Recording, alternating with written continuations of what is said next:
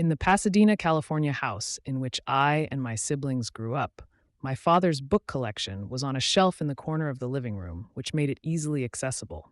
Most of it consisted of old Caltech physics textbooks and other technical stuff, but there was also a smattering of science fiction novels.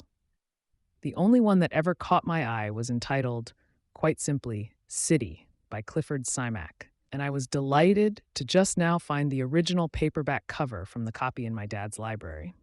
The robot shown in the picture is named Jenkins, and he is the only character that remains throughout the entire 12,000-year span over which the story takes place. Even as a grade schooler, I found that story completely fascinating. Each chapter describes huge sociological changes in mankind's history, starting from sometime in the near future, where people begin abandoning the cities. The explanation, among other things, is that the population is being fed via hydroponics, so farming the land was no longer necessary. Land becomes so cheap that people abandon their homes and move to the countryside. Has some parallels to what's going on in housing today. For continuity, the book follows several generations of the Webster family. Jenkins is their robot butler, who is passed down through the ages. We see a group of smart mutants that take to the hills and start a society. They discover that the collective intelligence of ants has no limits, save for their need to hibernate each year. And by removing that constraint for them, the ants eventually learn to build tiny robots that enter the brains of animals and turn them into slaves, building structures for them and rockets to travel into space.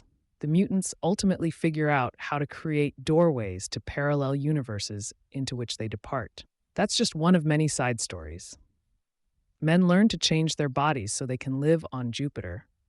And when they discover that in the new body form, the planet is a paradise, they eventually abandon Earth altogether for a life of bliss. I believe some stay behind in some sort of induced coma, living a virtual reality life of their choice. Meanwhile, after having experimented with imparting vocalization skills to dogs, man's best friend soon learns to communicate with him, and then eventually takes over the planet after humankind has fled to Jupiter. Jenkins and the other robots stay behind to serve the dogs.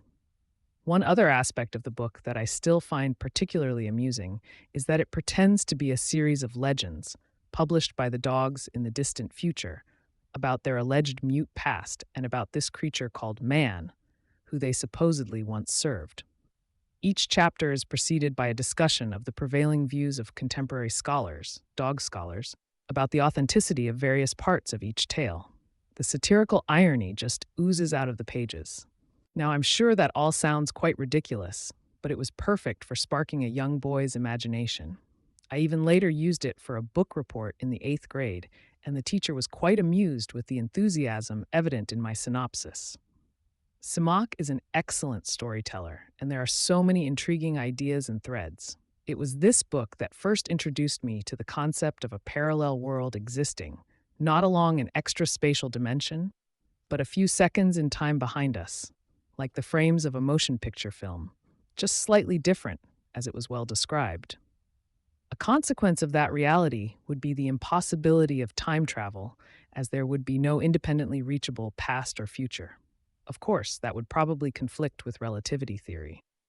Anyway, my admiration was tempered a bit when I found out that the story was not originally written as a novel in 1952, but as a series of articles in a sci-fi mag called Astounding Science Fiction, which seemed to give it a less reputable origin in my mind.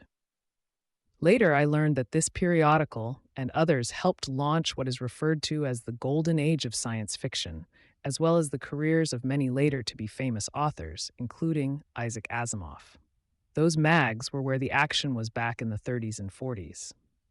But given the original City novel was penned that long ago, it is in fact astounding how well it still holds up today. And I would still heartily recommend it to anyone.